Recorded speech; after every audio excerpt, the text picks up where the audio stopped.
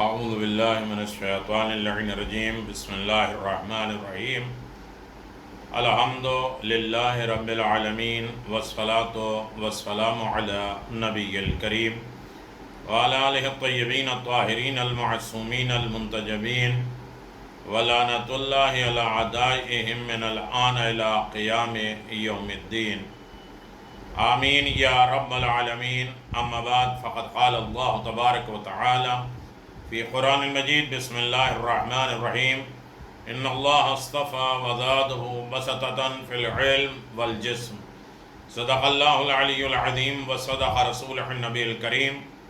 سامعین گرامی قدر، ناظرین محترم، حیات جناب ابوالفضل عباس پہ ہماری گفتگو جاری و ساری ہے اور بحمداللہ ہم 102 پر اپنی گفتگو کو پہنچانے کی سعادت حاصل کی ہے اور کامیاب ہوئے ہیں الحمدللہ جناب ابوالفضل عباس کے کرم کے نتیجے میں۔ بات کرامات جناب ابوالفضل عباس کے سلسلے میں چل رہی تھی۔ مولا کائنات امیر المؤمنین علی بن ابی طالب علیہ السلام ارشاد فرماتے ہیں من نجا انما نجا بطاعت اللہ ومن حلک انما حلک بمعصیت اللہ، یعنی جس شخص نے بھی نجات حاصل کی تو اس نے اللہ کی اطاعت کے ذریعے نجات حاصل کی، اور جو شخص بھی ہلاک ہوا خدا کی نافرمانی کی وجہ سے ہلاک ہوا۔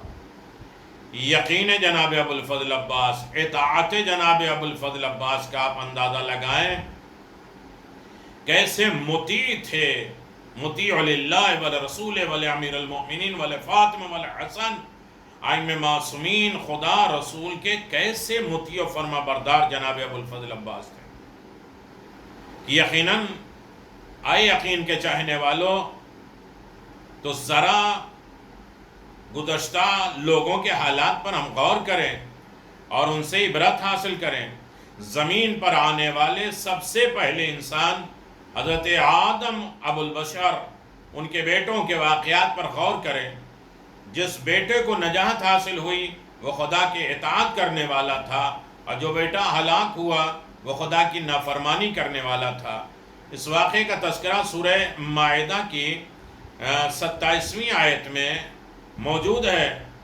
وَاتْلُ عَلَيْهِمْ نَبَأَ ابْنِ آدَمَ بِالْحَقِّ إِذَا قَرَّبَا قُرْبَانًا فَتُقَبَّلَ مِنْ أَحَدِهُمَا لَنْ يَتَقَبَّلَ مِنَ الْآخِرِ قَالَ لَأَقْتَالُنَا قَالَ إِنَّمَا يَتَقَبَّلُ اللَّهُ مِنَ الْمُتَّقِينَ، یعنی اے رسول خدا تم ان لوگوں سے آدم کے 2 بیٹے حابیل اور قابیل کا سچا قصہ بیان کر دو۔ جب ان دونوں نے خدا کی بارگاہ میں قربانیاں پیش کی ہیں تو ان میں سے ایک حابیل کی قربانی قبول ہوئی اور دوسری قابیل کی قربانی قبول نہیں ہوئی۔ تو حسد کی وجہ سے حابیل مارے گئے اور کہنے لگا کہ میں تجھے مار ڈالوں گا۔ اس نے جواب دیا بھائی اس میں کیا کر سکتا ہوں، خدا تو صرف پرہیزگاروں کی نظر کو قبول کرتا ہے، پرہیزگاروں کی عبادت کو قبول کرتا ہے، لہذا اس میں ہماری کیا غلطی۔ قابیل کی قربانی اس لیے قبول ہو گئی، حابیل کی قربانی اس لیے قبول ہو گئی کہ وہ خدا کی خوشنودی چاہتے تھے، خدا کی رضا چاہتے تھے، خدا کی محبت چاہتے تھے، خدا کے لیے خالص عمل کرنا چاہ رہے تھے۔ ان کا مقصد اطاعت خدا ہے۔ اللہ اطاعت خدا کا اندازہ لگانا ہے تو جناب عباس سے سیکھو۔ تو جناب حابیل کا کام تھا خدا کی اطاعت، اس لیے وہ اپنے والد کے جانشین قرار پائے، اور جب ان کے بھائی قابیل خدا کی اطاعت سے دور ہو گئے اور انہوں نے نافرمانی اور معصیت کا راستہ اختیار کیا تھا، اس لیے وہ ہلاک ہو گئے۔ قابیل کے دل میں اپنے بھائی سے حسد پیدا ہوئی، اور پھر حسد کا یہ شعلہ، یہ آگ اتنا بھڑکا کہ ایک پتھر اٹھا کر اپنے بھائی کو مار دیا، قتل کر دیا، اور ہمیشہ ہمیشہ کے لیے اپنی تباہی اور بربادی کا سامان کر لیا۔ یہ ایک بھائی ہے، کربلا کے بھائی کا اندازہ لگانا ہے۔ جو بھائی ہو کے بھی اپنے آپ کو بھائی نہیں کہلا رہا ہے بلکہ غلام کہلا رہا ہے، غلام کہلانے میں فخر محسوس۔ بھائیوں اور بہنوں، تم کبھی بھی حسد میں مبتلا نہ ہو۔ حسد، جلسی بہت بڑی بیماری ہے۔ غیر تو کیا، کبھی اپنے ہی بھائیوں اور بہنوں سے حسد نہ کرنا، اپنے گھر والے، دفتر اور کارندوں کے کام والے اور کبھی اپنے ساتھ کام کرنے والوں سے جلسی، حسد نہ کرنا۔ فلاں ساتھی کیوں ترقی کر گیا، اسے اتنا زیادہ مالی فائدہ کیا حاصل ہوا، وہ اتنا دولت مند کیسے ہو گیا، یہ سب سوالات سوچ سوچ کر جلنے اور حسد اور جلسی کرنے کے بجائے حسد کے آخری انجام کے بارے میں سوچیں کہ حسد کا انجام، رزلٹ کیا ہوتا ہے۔ حسد کر کے آدمی کتنے بڑے گناہ کا ارتکاب کر لیتا ہے۔ اگر شروع ہی میں آدمی حسد کے آخری انجام کے بارے میں سوچ لے تو کبھی اس بلا میں مبتلا نہیں ہوگا۔ جناب ابو الفضل عباس کی شخصیت کا اندازہ لگائیں اطاعت میں، جبکہ آپ کو مہلت بھی مل رہی ہے، آپ کی حفاظت بھی ہو رہی ہے، آپ کو ظالم اپنی طرف لے بھی جا رہے ہیں، لیکن جناب ابو الفضل عباس میں اطاعت شعاری اتنی اعلیٰ تھی کہ کائنات اس کی مثال نہیں دے سکتی۔ بھائی کے اوپر قربان ہو گئے۔ کتنے حسد جلسی کرنے والے، خود امام جعفر صادق علیہ السلام کہتے ہیں کہ جناب ابو الفضل عباس جب محشر میں آئیں گے تو انبیاء غبطہ کریں گے، یعنی ایک طریقے کا حسد ہے۔ حسد یہ ہے کہ اس کو کیسے ہو گیا، اور غبطہ کریں گے، فخر کریں گے، ہم بھی اس مقام پہ کاش پہنچ جاتے۔ تو جناب ابو الفضل عباس غبطہ کرنے، لوگ انبیاء و مرسلین یہ تمنا کریں گے کاش اس مقام پر ہم بھی پہنچتے۔ تو جناب ابو الفضل عباس کے سلسلے میں کرامات بیان کیے جا رہے ہیں۔ جناب ابو الفضل عباس یہ باب الحسین ہے، حسین کے دروازہ ہے۔ مسائل زندگی، حیات، تمام معاملات جو امام حسین سے وابستہ ہیں، سب کے ذمہ دار ہیں جناب ابو الفضل عباس۔ آپ دیکھیے، دوسروں تک پہنچائیے اور چینل کو سبسکرائب کر کے دوسروں تک پیغام جناب ابو الفضل عباس پہنچائیے۔ دارالسلام میں شیخ اجل جناب حاجی ملا علی اپنے والد ماجد جناب حاجی مرزا خلیل تہرانی سے نقل کرتے ہیں کہ انہوں نے فرمایا کہ میں کربلائے معلی میں تھا۔ ایک لفظ پر غور کریں گے، کرامات جناب عباس جو زندوں کے لیے بھی ہے، مردوں کے لیے بھی ہے۔ نام عباس پہ اگر کوئی وعدہ کیا ہے اسے پورا کرو، نبھاؤ۔ جناب عباس کو گواہ بنا کے اگر کیا ہے تو اس چیز کو پورا کرو، ورنہ سزا ملنا ہی ملنا۔ بڑے نفیس ہیں جناب ابو الفضل عباس، خدا نہ خواستہ ظالم نہیں ہے، سزائیں نہیں دیتے، لیکن خود جو اپنا عہد کر لے اسے جناب عباس پورا کرنے کا حکم دیتے ہیں۔ کہتے ہیں کہ میں کربلائے معلی میں تھا، میری والدہ تہران میں نے ایک رات میں خواب دیکھا کہ میری والدہ نے میرے پاس آ کر کہا، بیٹا میں مر چکی ہوں اور مجھے تیرے پاس لایا جا رہا ہے، یعنی کربلا لایا جا رہا ہے، اور میری ناک توڑ دی گئی ہے، میری ناک ٹوٹ گئی۔ میں ڈر کر خواب سے بیدار ہوا اور اس واقعے کے چند دن بعد مجھے اپنے بھائی کی طرف سے والدہ کے وفات کا خط پہنچا کہ ماں اس دنیا سے رخصت ہو گئی۔ بھائی نے کہا ماں مر گئی ہیں، وہ لیٹر پہنچا اور اس میں تحریر تھا کہ آپ کی والدہ کا جنازہ آپ کے پاس بھیج رہے ہیں، یعنی کربلا بھیج رہے ہیں۔ جب جنازے والے پہنچے تو انہوں نے فرمایا کہ تمہاری والدہ کا جنازہ کاروان سرائے میں ذوالکفل کے نزدیک چھوڑا ہے، کیونکہ ہمارا گمان تھا کہ تم نجف اشرف میں ہوگے، تو یہاں انتظار کراتے جنازہ رکھ دیں، پتہ کریں کہ آپ کربلا میں ہیں یا نجف اشرف میں۔ میں خواب کی سچائی کو سمجھ گیا، لیکن میں مرحومہ کے اس کلام پر اس بات پہ حیران تھا کہ میری ناک توڑ دی گئی ہے، میں نے کفن کو چہرے سے ہٹا کر دیکھا تو ناک ٹوٹی ہوئی تھی۔ میں نے اس سے اس کا سبب پوچھا، دریافت کیا کہ ناک کیوں ٹوٹ گئی۔ انہوں نے کہا جو جنازہ لائے تھے، انہوں نے کہا کہ ہم اس سواری کو لائے ہیں اور اس کے سوا کوئی سبب نہیں جانتے کہ ہم نے کاروان سرائے میں مرحومہ کا جنازہ دوسرے جنازے کے آگے رکھ دیا۔ جنازے سب رکھے، میں نے تمہاری ماں کا جنازہ سب سے آگے رکھا۔ ہم ایک دوسرے سے جھگڑا کرنے لگے، لڑائی کرنے لگے، باہم مار پیٹ میں جنازہ گر گیا، زمین پر گر گیا۔ اللہ، شاید اسی وجہ سے مرحومہ کو یہ نقصان اور تکلیف پہنچے۔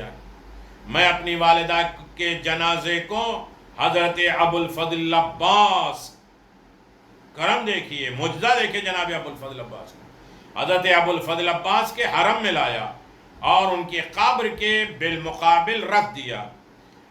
جناب سے مخاطب ہو کے عرض کیا، اے ابو الفضل العباس، جناب ابو الفضل عباس کے حرم میں ان کے روضے کے سامنے ماں کا جنازہ رکھا اور جناب ابو الفضل عباس سے خطاب کیا، ابو الفضل العباس، میری والدہ نماز روزے کو اچھی طرح ادا نہیں کرتی تھی کہ آپ سے چھپانے کی کیا ضرورت ہے، صاف بول رہا ہوں کہ میری ماں نماز روزے کے پابند صحیح طریقے سے نہیں تھیں، اب آپ کے پاس موجود ہیں، اس کا عذاب اور تکلیف دور فرما دیجیے۔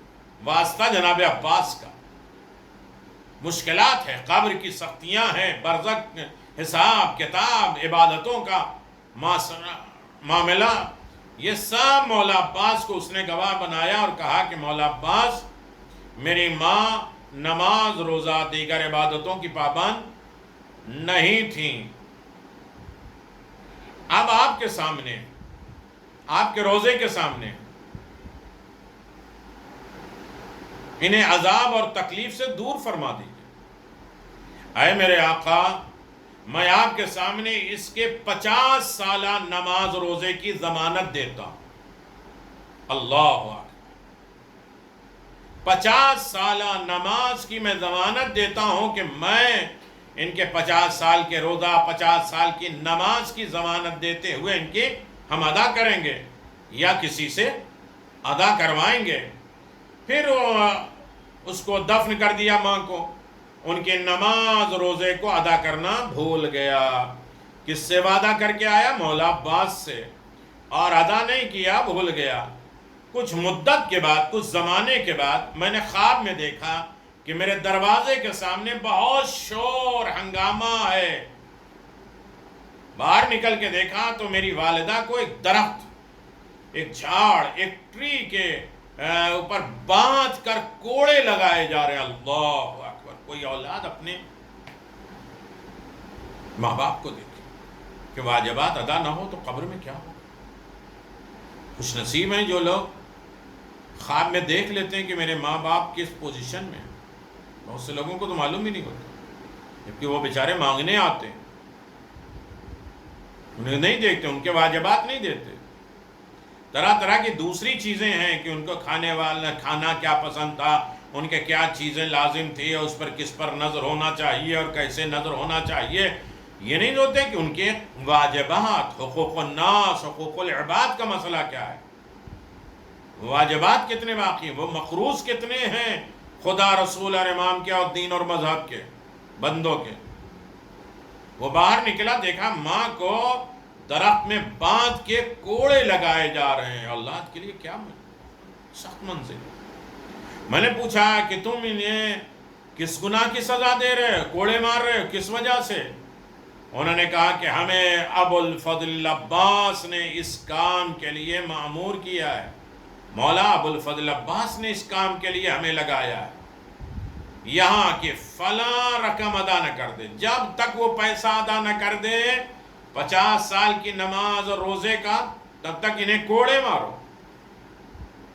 میں کمرے میں داخل ہوا، جس قدر رقم انہوں نے مانگی تھی کہ اتنا پیسہ دو 50 سال کی نماز کا، ان کو ادا کر دی۔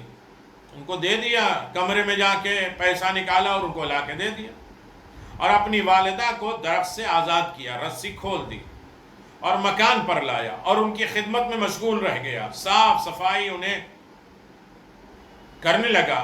جب میری آنکھ کھلی، بیدار ہوا، تو میں نے رقم کا حساب کیا تو پتا چلا کہ وہ رقم، روٹ، پیسہ جتنے کا ہم نے وعدہ کیا تھا مولا عباس سے 50 سال کے نماز اور روزے کا، اور وہ رقم ہم نے دے دیا۔ جب میں نے کاؤنٹ کیا، حساب کیا، تو وہ رقم ہمارے حصے سے جا چکی تھی۔ انہوں نے وصول کر لی تھی 50 سال کی عبادت کے مطابق جتنا پیسہ بتایا تھا۔ میں نے اس رقم کو اٹھایا، سید اجل آقا مرزا سید علی رضوان علی اللہ، جو صاحب الریاض، کتاب صاحب الریاض، ریاض لکھنے والے کے پاس لے آیا، عرض کیا یہ رقم، یہ پیسہ 50 سال کی عبادت کے ہیں، مہربانی فرما کر یہ ہدیہ میری والدہ کو پہنچا دیے، ان کے 50 سال کے روزے، 50 سال کے نماز۔ اللہ اکبر۔ اس خواب کے بارے میں جب میں نے اپنے استاد کو بتایا، انہیں کہتے ہیں یہ خواب امور عاقبت کے خطرات ہیں، یہ بتلانے کے لیے کہ خطرات سے آگاہ ہو جاؤ۔